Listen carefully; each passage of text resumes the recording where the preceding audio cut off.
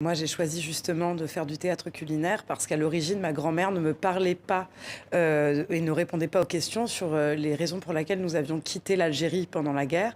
Et il se trouve que quand elle a commencé à perdre la mémoire en 2017, j'ai choisi d'aller chez elle avec des livres de cuisine, me souvenant que lorsque j'étais enfant et que je lui posais des questions, elle allait systématiquement en cuisine se réfugier.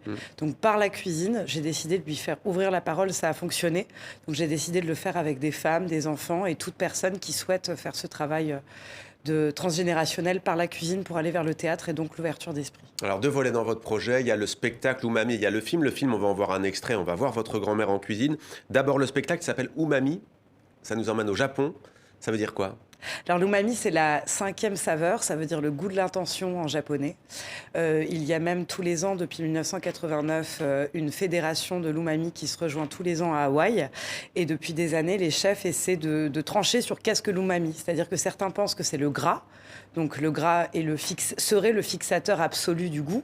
Il y en a d'autres qui pensent que c'est juste un fruit, c'est l'igname. Donc c'est un fruit qui révélerait toute la cartographie du palais. Voilà. Ouais. Mais l'umami, techniquement, c'est vraiment la 5e saveur. C'est comment est-ce qu'on arrive à avoir en un seul goût toutes les saveurs réunies au sein de la sapidité de la langue. Il y a aussi le film Anovi, donc réalisé avec des femmes de la Goutte d'Or, c'est ça, dans le nord de Paris.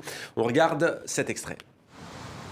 Je suis en train de scruter la Méditerranée et je me rends compte que j'ai 32 ans, pas d'enfant. À mon âge, ma grand-mère, elle quittait l'Algérie, là, de l'autre côté de la flotte, avec ses gamins sous le bras, parce qu'elle n'avait plus le droit d'y rester. Et ça, elle ne me l'a jamais raconté. Mon père a été naturalisé français, devenu instituteur, il a rencontré ma mère. Fille de pied noir, premier enfant à être né en France.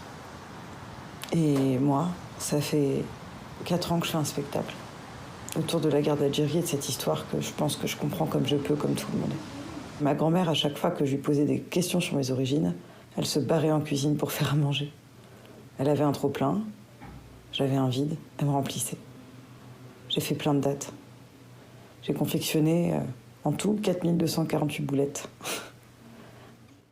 Plus de 4000 boulettes, vraiment? Entre les dates, les tests, et puis à une période, je servais tous les spectateurs dans un théâtre partenaire à Montreuil.